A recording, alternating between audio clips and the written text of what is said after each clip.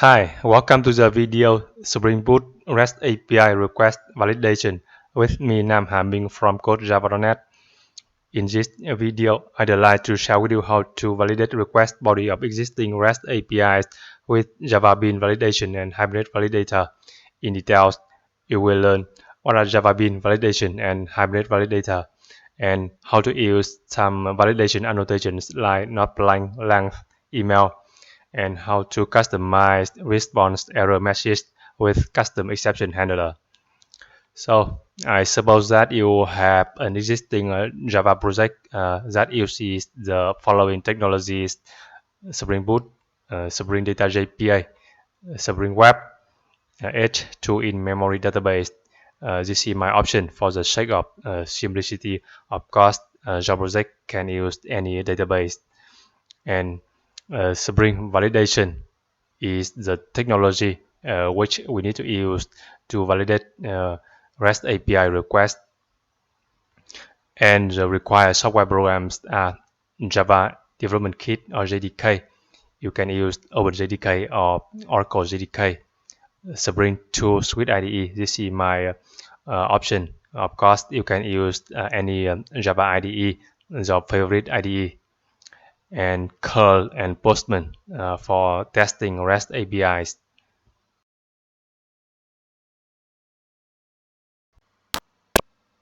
Okay, let me show you an existing Java Spring Boot project on my computer in Spring Tool Suite IDE. You see, this is a Maven project file. You can see I used Spring Boot version 2.7.3, Java version 11. For the dependencies, I'm using Spring Boot Starter Web, Spring Boot DevTools, Spring Boot Starter Data JPA, and H2 database. So it's very fundamental. And in this project, I'm developing some REST APIs for product. You see, this is a product API, a REST controller. The base URI is like this. And this is a student API, and this is a user API, and the entity classes are product, student, and user. You see. Okay, now let me start this Spring Boot application to test some APIs. You see, in the product entity class, I use the annotation column nullable equal false here, meaning that the name of a product cannot be null. You see. Okay, the application has started successfully, and I used a database loader here to initialize some sample data to products here. Okay, now I open a new command prompt and use the curl command line to test the product API with this base URI. You see, curl localhost 8080 and the endpoint path. Sorry, curl localhost port 8080.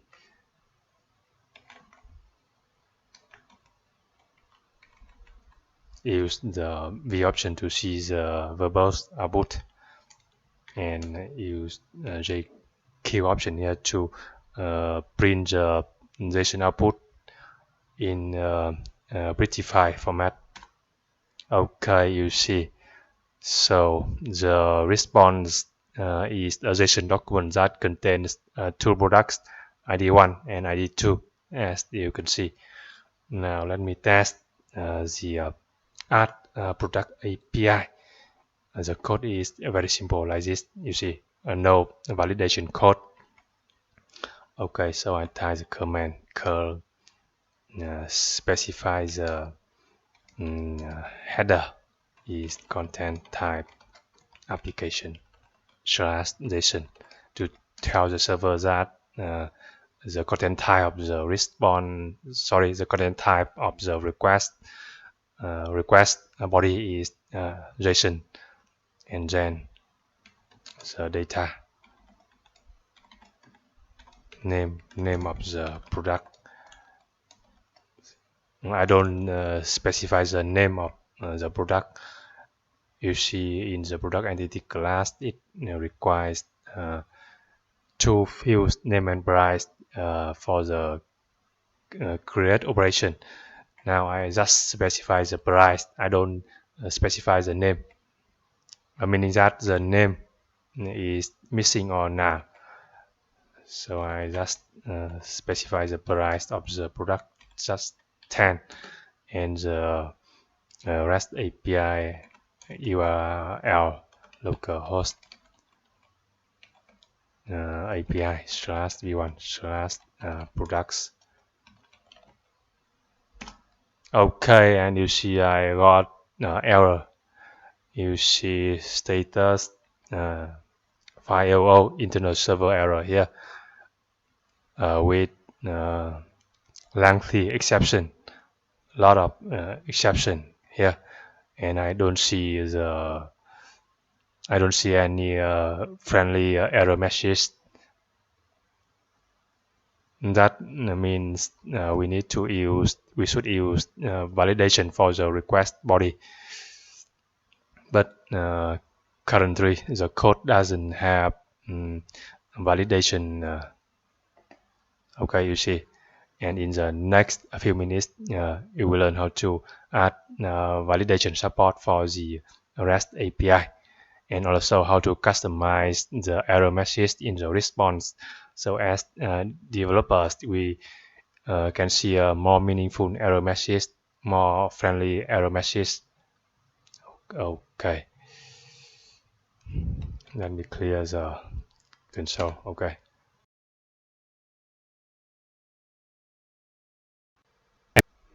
and one of the REST API best practices is always validating data, mostly in form of JSON document in the request payload. If the data is invalid, return status code for 00 bar request with clear error message. For example, this is a request for adding a new product, and it specifies the content of the request body with two fields. Name has 3 characters and price is 0, but we require that the name of a product must be greater than 5 characters and the price must be greater than 0.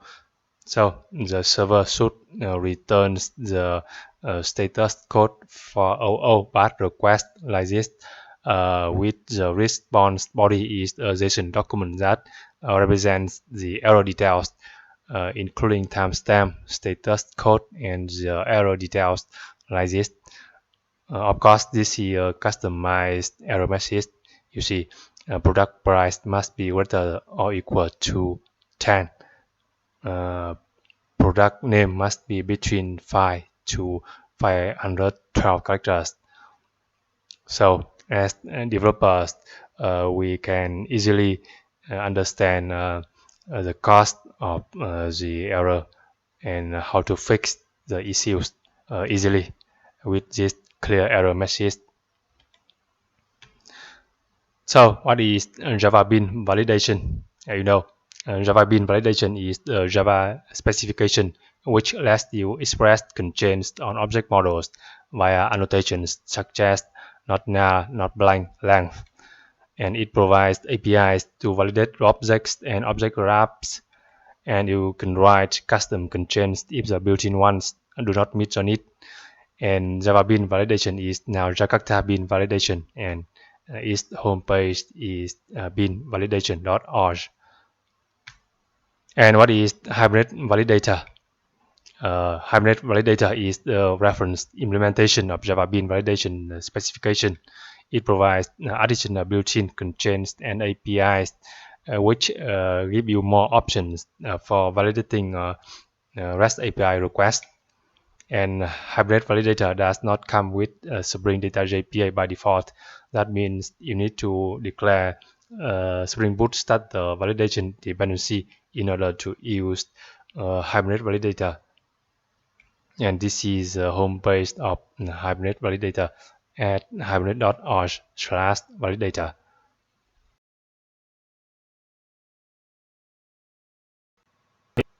Let me explain the steps for validating REST API request. Firstly, in an entity class, you need to use some Java Bean validation annotations or Hibernate validator annotations or constraints like this. For example, this is a string field name, and we use the not blank annotation to ensure that the field name must not have white space.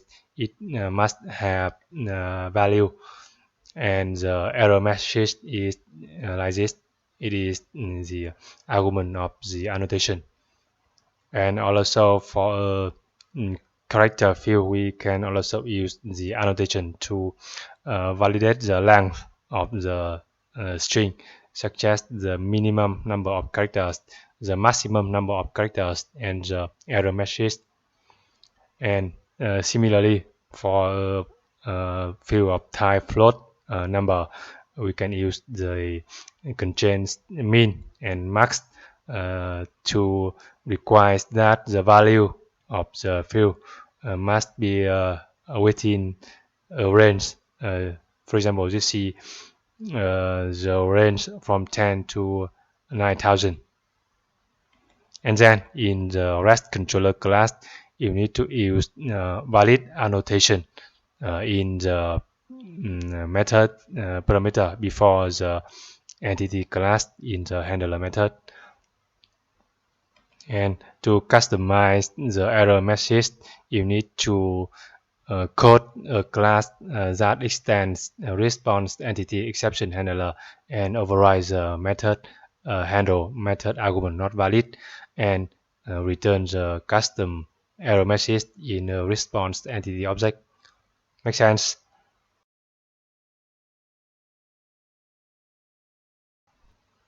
Okay, come back to the project to add some code for validating REST API request.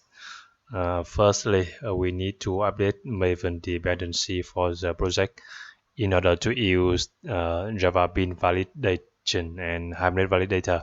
We need to declare the Spring Boot starter validation dependency like this. So artifact ID is Spring Boot starter validation. It's better to stop the application now. And you can see the jar files of Hibernate Validator and Jakarta Validation API.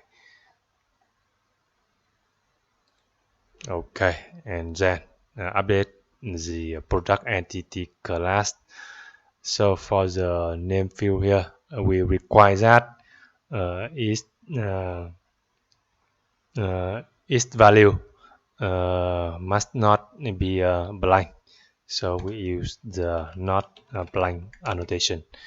You see, import the not blank annotation from the javax.validation.contains package. Okay, and we specify the message is product name must not be blank.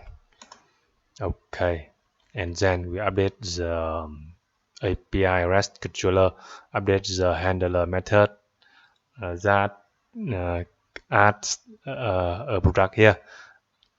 Okay, in the method parameter we have the argument, the parameter product here. So we need to use the valid annotation here. Import valid from javax.validation package. Okay. Okay, and then start the application to test the add product API. Okay. Now let me check the list of products first. Localhost API v1 products. Okay, we have two products, and now let me add the product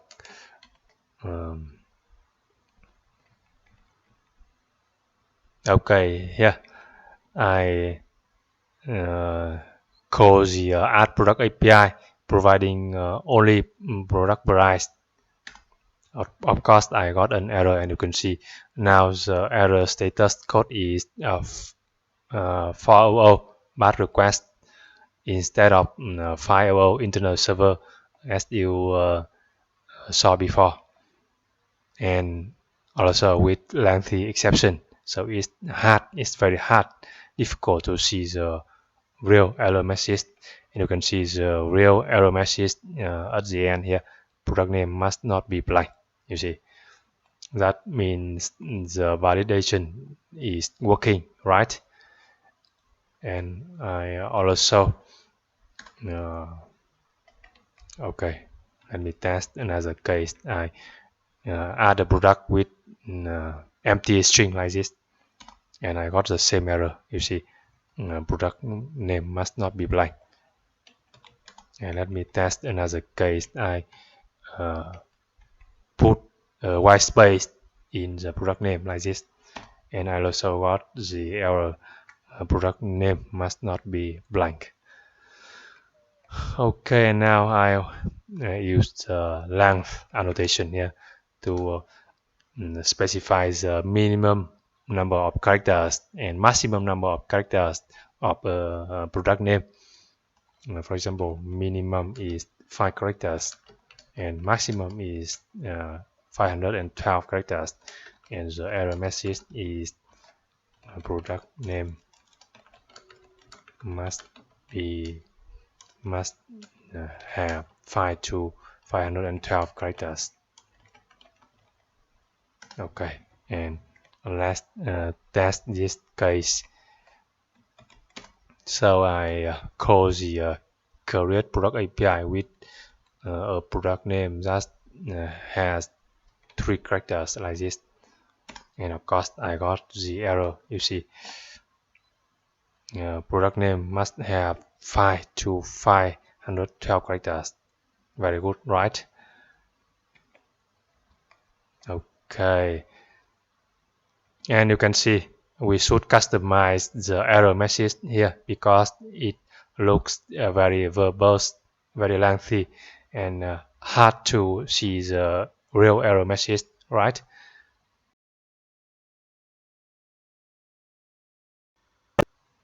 And to customize the validation error message for REST APIs, we need to code a custom exception handler class that extends the response entity exception handler and overrides the method argument not valid, and write the code in the method body that returns the customized error message um, in terms of response entity. In the console view, you can see when validation error occurs, Spring exception handler resolver result the exception here. You see method argument not valid exception. Okay, so we code a new Java class here, custom exception handler, and choose its superclass is response entity exception handler here. Okay, finished, and we need to use the controller advised annotation. So Spring AOP will intercept the exception in this class, so we can customize the error message. Okay, then we need to override a method. The method is handle. Let me see, handle method argument not valid here. Okay, you see. So because we use the controller advised annotation here, so each time an exception of type method argument not valid exception, this method is invoked, so we can put our code to customize the response here. Okay, so firstly, let's create a map string is the key and object is the value. Response body equal new linked hash map.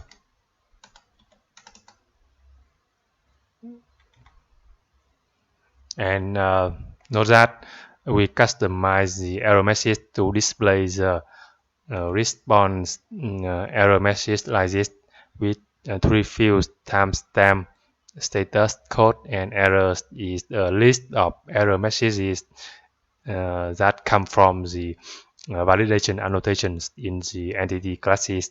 Make sense?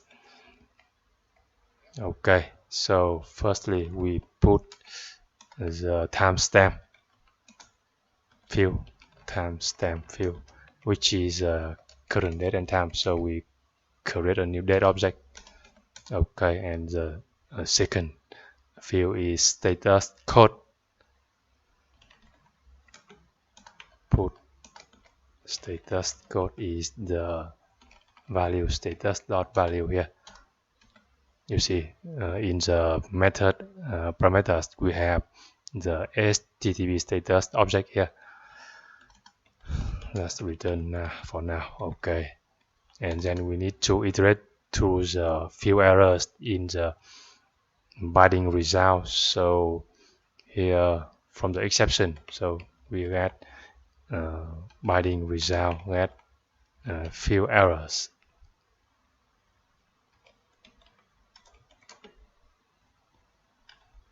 Okay, so it returns a list of few errors, and then we iterate to each few error here. Few error in the few errors, and then we get the error message from the few error. Get default message. This is a error message, and we put error message into a list. So we have a list string here, list errors equal new array list.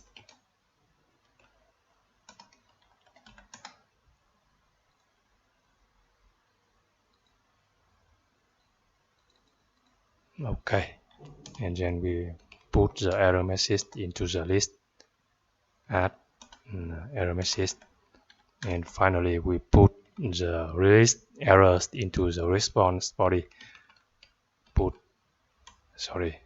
Response body put errors, list errors. Okay, and we return a new response entity object, new response entity with the response body and headers and status headers here, you see, and status. Okay, that's the code for a custom exception handler, which is used to customize the error validation error message. Okay, start the application and test the customized error message. Okay, and run this command again. Okay, now we got more readable error message. Let me use the syntax, this syntax to rectify the JSON in the output in the response, and you can see error message status code for bar request, and the response body is a JSON document that represents the error details with the fields timestamp, status code, and errors. So far we have just one error. Product name must have 5 to 512 characters. Okay, let me update the price. The price is 0. Let me add another constraint for the price field here. we use the mean annotation here. Specify that the product price must be between 10 and the error message is product price must be greater than 10, then 9, and max value is 10,000, and the message is product price must be less than 999. So this should be less than 1,000, 10,000. Okay, now let's test the create product API again with the name ABC, 3 characters, and price 0. And now in the error message JSON document, we have 2 errors. Product name must have 5 to 512 characters, and product price must be greater than 10, than 9. If I update the price like this, I should got the error message. Product price must be less than 1,000, less than 10,000. Very good, right? Now let me call the API with valid data. Product name is, for example, Microsoft Surface Pro. Price is 1,200. Enter. You see, I got the successful response with the status code is 200, and the body of the response is a JSON document that represents the newly added product. So if I run the curl command to test listing products again, API v1 products, I got a list of 3 products. You see the newly added product here, ID 3, name Microsoft Surface Pro, and price 1,200.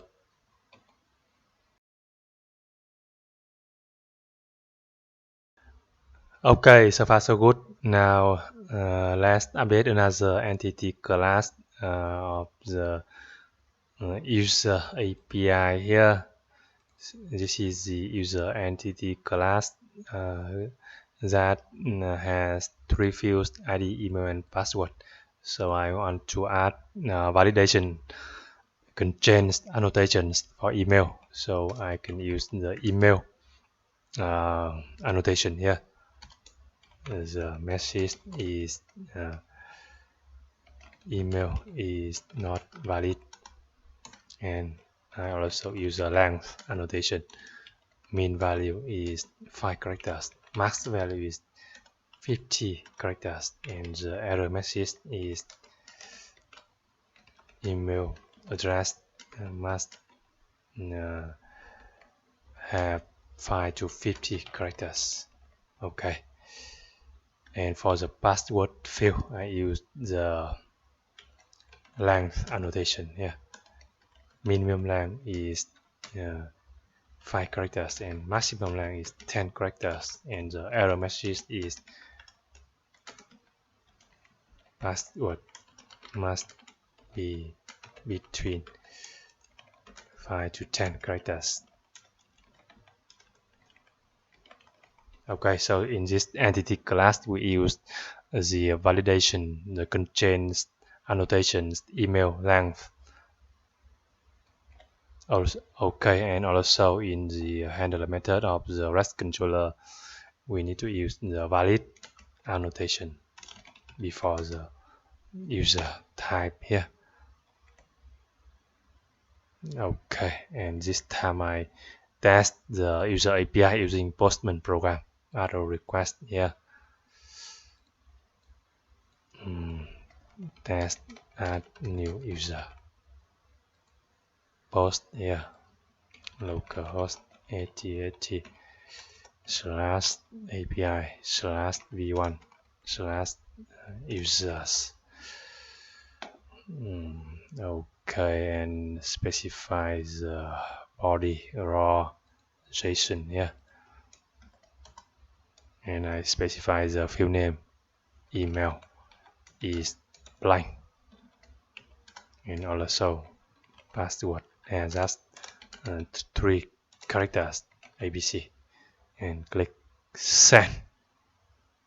You see, I got the status code for a bar request, and with a JSON document that represents the error details. Password must be between 5 to 10 characters. Email address must have 5 to 50 characters.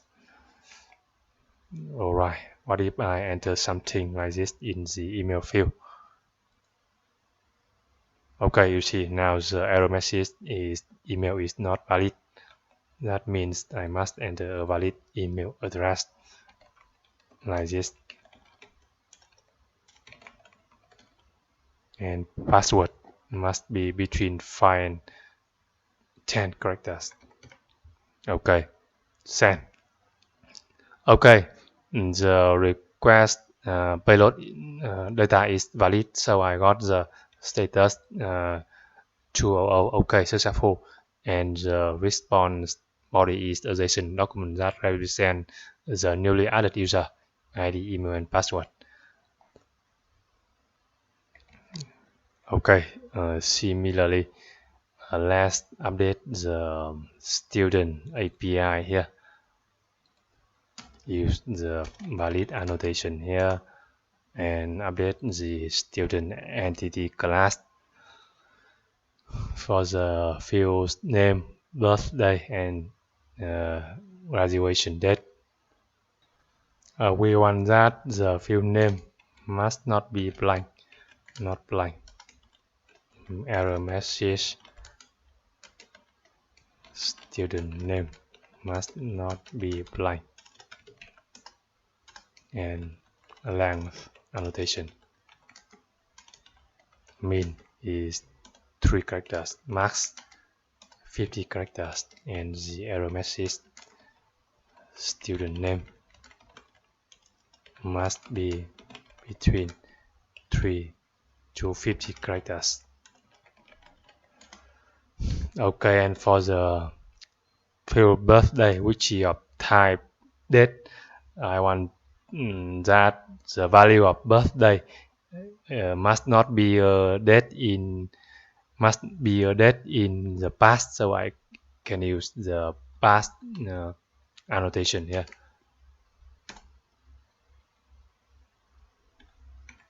And the error message is student's birthday must be a date in the past, and also use not na annotation to ensure that the value of this date field is not na. And similarly for the graduation date of the student, and this field I use the future annotation to ensure that the graduation date must be a date in future. Students graduation date must be a date in future. Okay, student and student API. Okay, save the changes and let's test. Create a new request, add request, test add student. HTTP method is post here, URL localhost slash API slash v1 slash students, and the response payload is the JSON document request payload. Sorry, request body is a JSON document. So I specify the name of the student here, that's 2 characters, and specify the birthday value is a date like this, 2022. Let me see.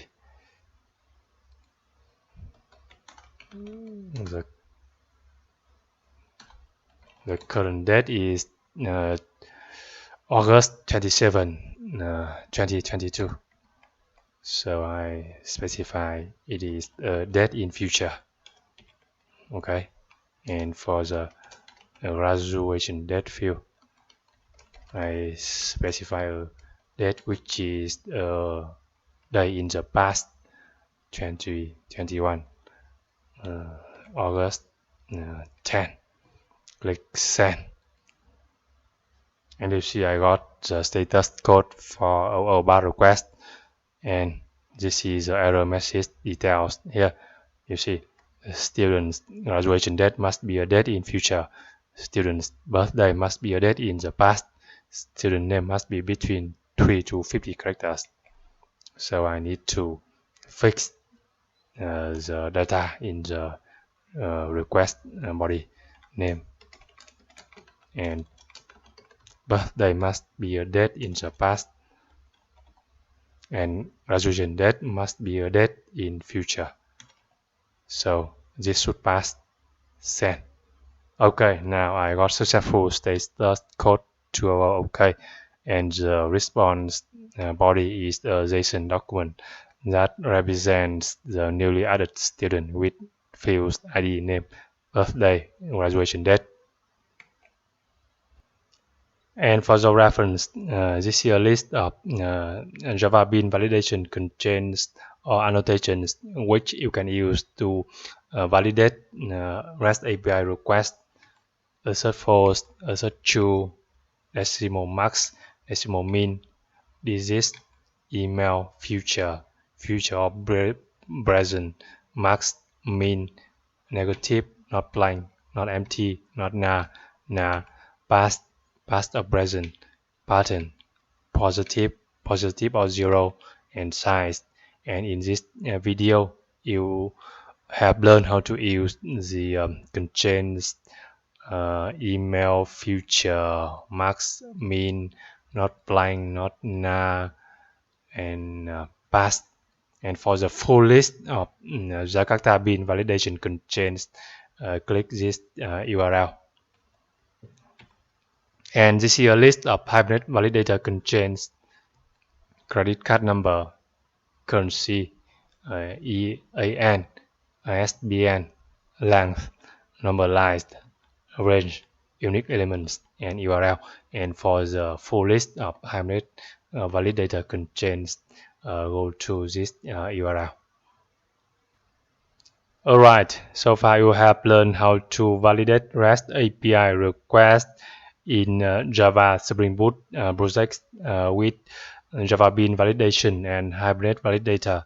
I hope you found this video helpful. Please subscribe to my channel, like, comment, and share this video. Thanks for watching.